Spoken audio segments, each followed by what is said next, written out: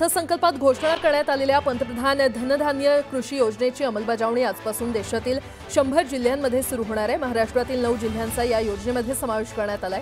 केंद्र आणि राज्य सरकारच्या विविध योजनांच्या एकत्रीकरणातून कृषी उत्पादनात वाढ करण्यासाठी ही योजना सुरू करण्यात आली आहे।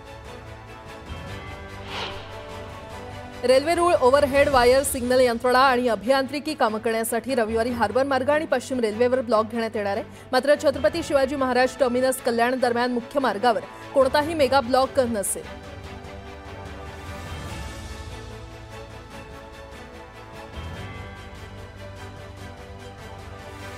उपमुख्यमंत्री एकनाथ शिंदे आणि उद्धव ठाकरे आमने-सामने येणार आहेत। उद्धव ठाकरेंची उपस्थिती असलेल्या कार्यक्रमाचं उद्घाटन भाजपचे मंत्री गणेश नाईक करणार आहेत। तर म्हाडा कोकण विभागाच्या घरांच्या सोडतीकरता उपमुख्यमंत्री एकनाथ शिंदे उपस्थित असतील। मनसे आणि शिवसेना उबाठा पक्षाचा पहिला अधिकृत मोर्चा ठाण्यात निघणार आहे। ठाणे मनपातील भ्रष्टाचाराच्या मुद्द्यावरून हा मोर्चा काढला जाणार आहे।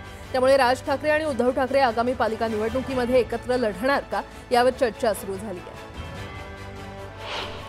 सोलापूरच्या सांगोल्यात शेकापला खिंडार पडलं। शेतकरी कामगार पक्षातील बाळासाहेब एरंडे, भाऊसाहेब रुपणर आणि सचिन देशमुख यांनी भाजपमध्ये प्रवेश केला। त्यामुळे आमदार बाबासाहेब देशमुखांना धक्का बसला। सांगोल्यात भाजपच्या रॅलीमध्ये हुल्लडबाजी समोर आली आहे। भाजप कार्यकर्त्यांनी बाबासाहेब देशमुखांच्या घरावर दारूच्या बाटल्या फेकल्या। सुदैवानं यामध्ये कुणीही जखमी झालं नाही। या घटनेचा शेकापच्या कार्यकर्त्यांनी निषेध नोंदवला। बाबासाहेब देशमुखांच्या घरावरील हल्ल्याची घटना चुकीची असून पोलिसांनी तातडीने आरोपीला पकडून कारवाई करावी असे आदेश पालकमंत्री जयकुमार गोरे यांनी दिले। काँग्रेस नेते विजय वडेट्टीवार भुजबळांच्या आहारी गेल्याची टीका मनोज जरांगे यांनी केली आहे। जो भुजबळांच्या आहारी जातो तो संपतो असाही घणाघात जरांगेंनी केला। अतिवृष्टीग्रस्त भागाच्या यादीतून अकोला जिल्ह्याला वगळण्यात आलं आहे आणि त्यामुळे शिवसेना उबाठा पक्षाच्या कार्यकर्त्यांनी तहसील कार्यालयावर धडक दिली। मात्र तहसीलदार गैरहजर असल्यानं शिवसैनिकांनी तहसील कार्यालयातच ठिय्या मांडला। मुंबईत युवक काँग्रेसच्या वतीनं आंदोलन करण्यात आलं। सरन्यायाधीशांवर झालेल्या हल्ल्याचा निषेध करत हे आंदोलन करण्यात आलं। दरम्यान काही आंदोलनकर्त्यांना पोलिसांनी ताब्यात घेतलं। अकोल्याच्या वाशी टाकळी तहसील कार्यालयासमोर शेतकऱ्यांनी आंदोलन केलं। नुकसानग्रस्त शेतकऱ्यांना तातडीनं मदत देण्याची मागणी यावेळी करण्यात आली। दिवाळीपूर्वी मदत न दिल्यास काळी दिवाळी साजरी करण्याचा इशारा देण्यात आला। जळगाव जिल्ह्यातील अर्धवेळ महिला परिचारिका आणि सेविकांच्या आई कामगार संघटनेकडून जळगाव जिल्हा परिषदेसमोर आंदोलन करण्यात आलं। पगारवाढ, करुणा भत्ता आणि मानधन वेळेवर देण्याची मागणी यावेळी करण्यात आली। वाशिममध्ये स्वाभिमानी शेतकरी संघटनेनं टॉवरवर आंदोलन केलं। वाशिम जिल्ह्यातील रिसोड, मालेगाव आणि मंगरुळपीर हे 3 तालुके अतिवृष्टीच्या यादीमध्ये समावेश करण्याची मागणी करण्यात आली। करमाळ्यात हिंदू जन आक्रोश मोर्चाचं आयोजन करण्यात आलं होतं। यावेळी मोठ्या संख्येनं नागरिकांनी मोर्चात सहभाग नोंदवला। दरम्यान आमदार खताळ यांच्यावर जेसीबीतून फुलांची उधळण करण्यात आली। हिंगोलीच्या सेनगाव तहसील कार्यालयामध्ये ठाकरेंच्या शिवसेनेनं आंदोलन केलं। यावेळी तहसीलदारांच्या खुर्चीवर सोयाबीनची झाडं फेकून शेतकऱ्यांनी संताप व्यक्त केला। तातडीनं हिंगोली आणि सेनगाव तालुक्यांना अतिवृष्टीच्या यादीत समावेश करण्याची मागणी करण्यात आली। आता एक सविस्तर बातमी। राज्यामध्ये स्थानिक स्वराज्य संस्थांच्या निवडणुकीमध्ये पडघम वाजू लागले असतानाच शिवसेनेचे आमदार विलास भुमरे यांनी शिवसेनेच्या कार्यक्रमात केलेल्या एका वक्तव्याची सगळीकडे चर्चा आहे। विधानसभा निवडणुकीमध्ये आपला अनुभव सांगताना विलास भुमरे यांनी चक्क 20,000 मतदार बाहेरून आणल्याचा दावा केला। पण भुमरे बोलले ते सुद्धा त्यांचे पक्षश्रेष्ठी एकनाथ शिंदे यांच्या समोर। व्यासपीठावर शिवसेनेचे आमदार असताना भुमरेंनी हे वक्तव्य केलं। भुमरेंच्या वक्तव्यामुळे वादाला निमंत्रण मिळू शकतं याची कल्पना आल्यामुळे उपमुख्यमंत्री एकनाथ शिंदेंनी विलास भुमरेंना थांबवत त्यांना स्पष्ट बोल असा सल्ला दिला। मग काय, भुमरेंनी तातडीनं आपल्या वक्तव्याची सारवासारव करत स्थलांतरित मतदार आणल्याचा खुलासा केला। एकीकडे भुमरेंनी या वक्तव्यावरून सारवासारव केलेली असली तरी विरोधकांनी मात्र यावरून त्यांना घेरले। विधानसभेच्या निवडणुकीमध्ये जवळपास 20,000 मतदान हे निवडणुकी टायमावर मी बाहेरून साहेब 20,000 मतदान आणलं आणि त्या निवडणुकीत मला त्या मतदानाचा 100% फायदा आला। 10 जणांना तिकीट मिळणार नाही। सर्वजण त्या पदाचे उमेदवाराचे कॅपेबल असतात। बाहेर होतो त्यांना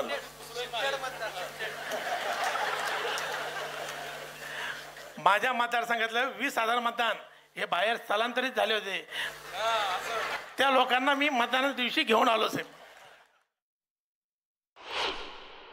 जे त्यांच्या मनात होतं तेच त्यांच्या तोंडात आलेलं आहे आणि हे त्यांना नाही तर सर्वच उमेदवारांना माहीत आहे की ही मतं कशी त्यांना मिळवलेली आहे आणि म्हणून ज्यावेळी वोट चोरीचा विषय आम्ही बोलतो मला असं वाटते त्याला शिक्कामोर्तब केल्याबद्दल त्यांचा मी मनापासून अभिनंदन करतो।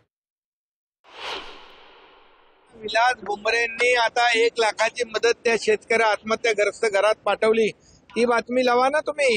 हे काय करताय? त्यांनी 20,000 कुठली मतं, त्याचा खुलासा देखील केला की त्याच्या मतदारसंघाच्या बाहेर त्याची नावं गेलेली, ते मतदार आणले, त्यांनी खुलासाही केला त्याचा। चांगल्या बातमीचं तुम्ही दाखवत नाही। आता 1 लाख रुपये जे आले होते उभाटाचे लोक त्याच्या घरी देणार म्हणून ते त्यांनी पाठवले नाही, ते आता लगेच आम्ही पाठवले। त्याच्याशी घरातल्या माणसाशी बोललो मी आता स्वतः। तुम्ही बांधिलकी जपणाऱ्या माणसं। पुन्हा एकदा बातम्या वेगवान स्वरूपात। रेल्वे रूळ, ओव्हरहेड वायर, सिग्नल यंत्रणा आणि अभियांत्रिकी कामं करण्यासाठी रविवारी हार्बर मार्ग आणि पश्चिम रेल्वेवर ब्लॉक घेण्यात येणार आहे। मात्र छत्रपती शिवाजी महाराज टर्मिनस कल्याण दरम्यान मुख्य मार्गावर कोणताही मेगा ब्लॉक घेण्यात येणार नाही आणि त्यामुळे या मार्गावरील प्रवाशांना दिलासा मिळेल। मोसमी पावसाने राजस्थानमधून 3 दिवस लवकरच परतीचा प्रवास सुरू केलाय। महाराष्ट्रातून मात्र 5 दिवस उशिरा मोसमी पावसाचा परतीचा प्रवास सुरू झालाय। मोसमी वाऱ्यांनी शुक्रवारी मुंबईसह उत्तर कोकण, अहिल्यानगर आणि नाशिकसह उत्तर मध्य महाराष्ट्र आणि उत्तर मराठवाड्यातील छत्रपती संभाजीनगरपासून बुलढाणा, अकोलापर्यंतचा पश्चिम विदर्भातून माघार घेतली। चांदीची झळाळी दिवसेंदिवस वाढतच असून शुक्रवारी 3,000 रुपयांची वाढ होऊन ती 1,67,000 अशा उच्चांकी भावावर पोहोचली। 9 ऑक्टोबर रोजी एकाच दिवसात झालेली 11,200 रुपयांची वाढ आणि 10 रोजी पुन्हा झालेली वाढ पाहता 2 दिवसात चांदीचे भाव हे 14,200 रुपयांनी वधारले। मध्य रेल्वेच्या मुंबई विभागातील कर्जत यार्ड पुनर्रचना कामासंदर्भात प्री नॉन इंटरलॉकिंग कामासाठी वाहतूक ब्लॉक आज घेण्यात येणार आहे। या ब्लॉकमुळे मुंबई पुणे दरम्यान धावणाऱ्या प्रगती, Deccan queen, Deccan intercity, Indrayani express या रद्द करण्यात येणार आहेत। ब्लॉक कालावधीमध्ये नेरळ, कर्जत आणि कर्जत ते खोपोली दरम्यान लोकल सेवा उपलब्ध नसेल। दक्षिण अमेरिकेतील लोकशाही चळवळीला बळ देणाऱ्या व्हेनेझुएलातील विरोधी पक्षनेत्या मारिया मचाडो यांना शांततेसाठी यंदाचा नोबेल पुरस्कार जाहीर झालेला आहे। मात्र हा पुरस्कार आपल्यालाच मिळावा यासाठी गुडघ्याला बाशिंग बांधून बसलेले अमेरिकेचे राष्ट्राध्यक्ष डोनाल्ड ट्रम्प यांनी अक्षरशः तीव्र संताप व्यक्त केला। जळगाव जिल्ह्यातील पाचोरा तालुक्यात झालेल्या अतिवृष्टीमुळे मोठ्या प्रमाणात हानी झाली। पंचनाम्यानुसार एकूण अंदाजे 110 कोटी रुपयांचं नुकसान झालंय। 140 जनावरं वाहून गेले तर 253 दुधाळ जनावरं मृत झाली आहेत। 85 घरांसह 167 दुकानांचं नुकसान झालंय।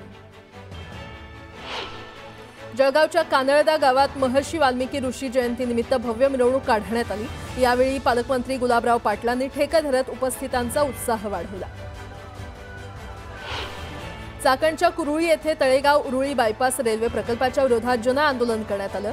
या आंदोलनाला खासदार डॉक्टर अमोल कोल्हे आणि आमदार बाबाजी काळे यांनी हजेरी लावून ग्रामस्थांच्या मागणीला पाठिंबा दिला। हा प्रकल्प रद्द करून पर्यायी मार्गाचा विचार करावा अशी मागणी करण्यात आली। अर्थसंकल्पात घोषणा करण्यात आलेल्या पंतप्रधान धनधान्य कृषी योजनेची अंमलबजावणी आजपासून देशातील 100 जिल्ह्यात सुरू होणाऱ्या महाराष्ट्रातील 9 जिल्ह्यांचा या योजनेमध्ये समावेश करण्यात आलाय। केंद्र आणि राज्य सरकारच्या विविध योजनांच्या एकत्रीकरणातून कृषी उत्पादनात वाढ करण्यासाठी ही योजना सुरू करण्यात आली आहे।